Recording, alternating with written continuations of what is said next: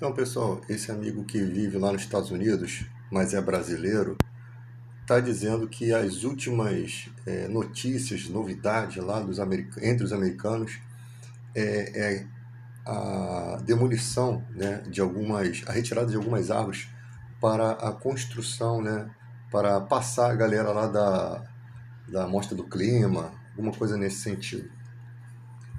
Os Estados Unidos nunca se interessam por questões de coisas que acontecem no Brasil, tá? Vamos ser bem claros com isso.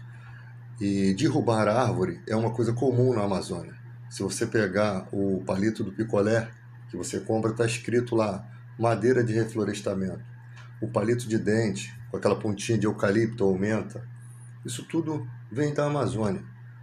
Não é proibido derrubar a árvore na Amazônia. O que é proibido é você não reflorestar ou você derrubar tipos de árvore que levam décadas para nascer e que fazem parte ali do equilíbrio da floresta. Então, as empresas sempre exploraram madeiras ali, só que há certos tipos de madeira que precisa ser fiscalizado para que eles não levem, e mesmo assim eles levam.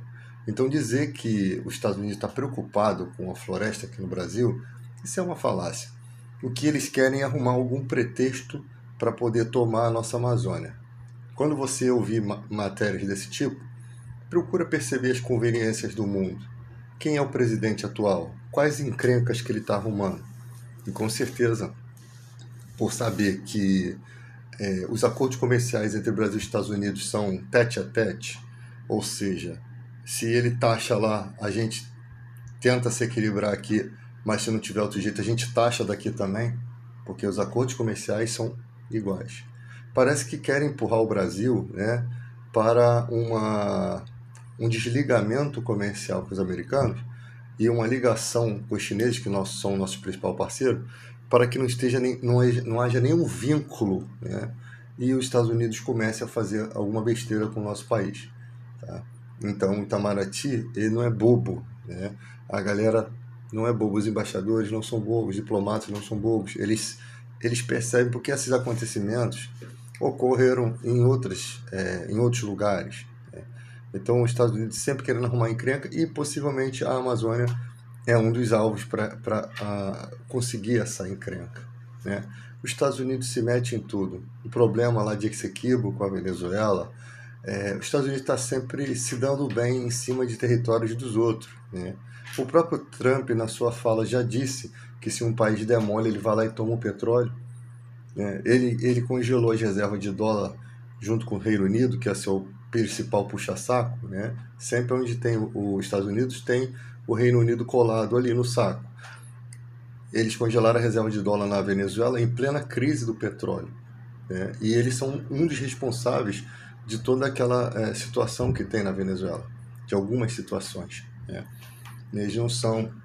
Agora estão querendo dividir a Ucrânia entre eles. Ou seja, muitas pessoas agora estão percebendo o que eu já falava lá atrás. Os Estados Unidos é um país traiçoeiro. Bem que diziam alguns, ser amigo dos. É pior, às vezes, ser aliado dos Estados Unidos do que ser seu adversário. Porque ser seu aliado é pior, muitas vezes. Porque eles são traiçoeiros. É um país que só pensa nele, que precisa manter o dólar lá em cima. E agora, os próprios cidadãos lá estão passando por dificuldades. Né? E você vai ver muitos relatos sobre isso. Estrangeiros lá ajudaram a construir aquele país, fazendo trabalhos que os próprios americanos não querem fazer. Porque eles têm green card, eles têm os melhores empregos.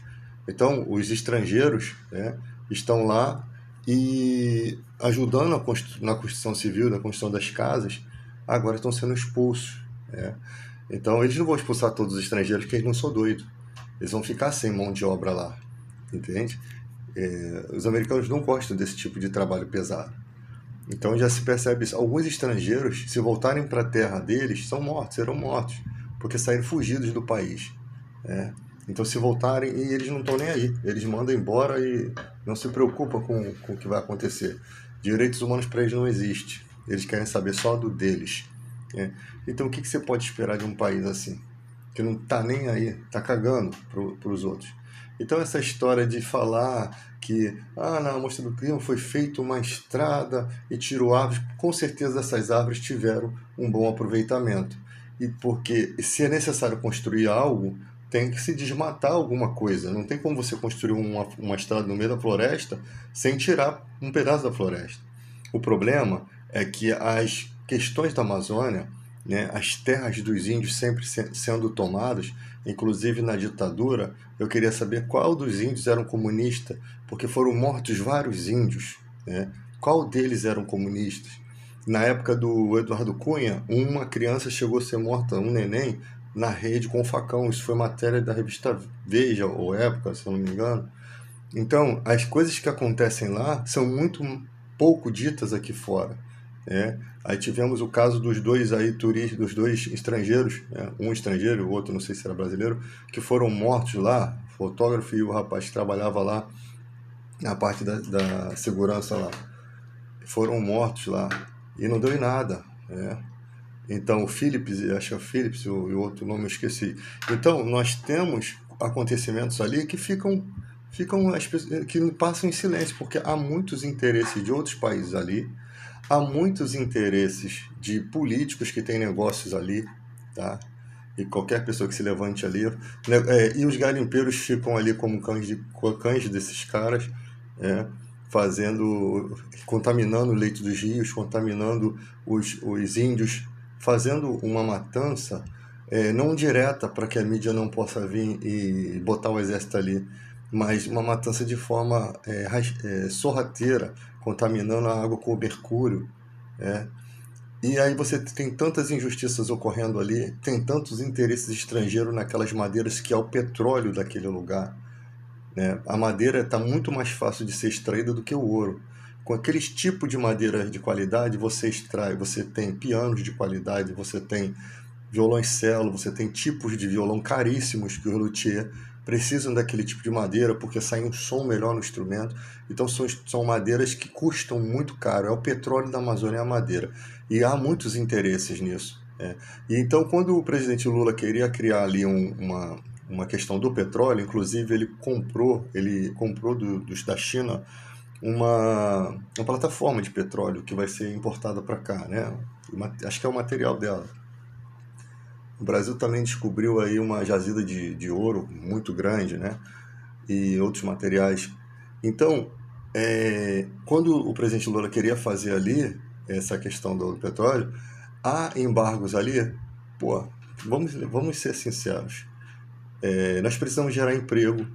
Nós sabemos que a Petrobras é uma empresa séria que tem capacidade de fazer uma exploração de forma correta, tem condição de fazer todo o estudo para que não tenha impacto ambiental. E se tiver impacto ambiental, em caso de algum vazamento, ela paga as multas e faz toda a renovação daquele lugar, porque é uma empresa multinacional, né? Não é uma empresa qualquer que vai fazer a extração do petróleo. Vai estar muito distante ali da floresta.